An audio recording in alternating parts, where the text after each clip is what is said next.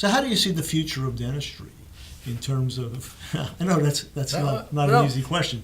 I mean that's a beginning. I get that, but how do you see the future of dentistry with these forces out there, whether they be insurance, DSOs, corporate of any kind, if the whole chain isn't taken care of?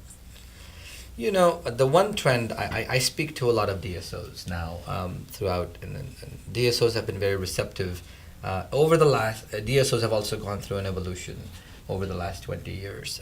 They're more, today's DSOs, the emerging ones, are focused on everything, doing right everything, from the patient experience to quality, to customer service, all of that, they're focused on all that. And they're also bringing in some of the business principles within their decision making. So I feel DSOs are going to be a force to reckon with in the next 10 to 20 years. They're already hiring 60% of new dental graduates. So does it mean the end of the private practitioner? I don't think so. I think you can still be that neighborhood dentist that people trust. But you have to be cognizant about, you have to get your game on a higher level, because now you have to be nice. You have to be consistent with your experience, and you have to deliver a higher level of personal connection with the patient and your team members. Because again, hiring team members is one of the biggest problems today.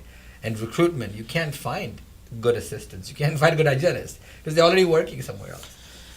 Yeah, I heard a definition of trust. We talked about trust before, Sure. as being a combination of care and competence. Sure. And so, we're talking about the care portion here, but at some point, Sure. the rubber meets the road in terms of competence. Sure.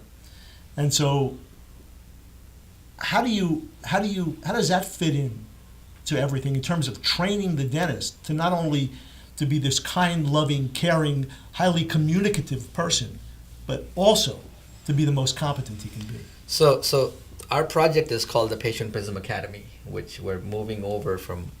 Right now we have videos with people like you, and we're bringing people like you on our network. And the model is going to be modeled after the Khan Academy, which is, how do you deliver education to the masses, to an industry, without having any significant cost or any cost to it, so that you make an industry aware of what they don't know. I mean, today you sat down and we were going to talk about for the next 2 days on what is important for a dentist's well-being. And that's an important conversation a dentist needs to hear. And I want to be able to showcase that conversation to thousands of practices and be able to see that.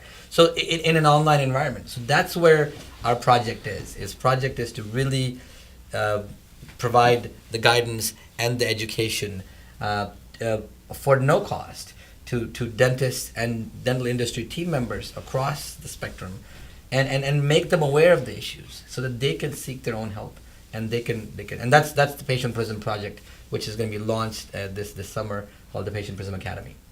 Now that's a vision. Thank you.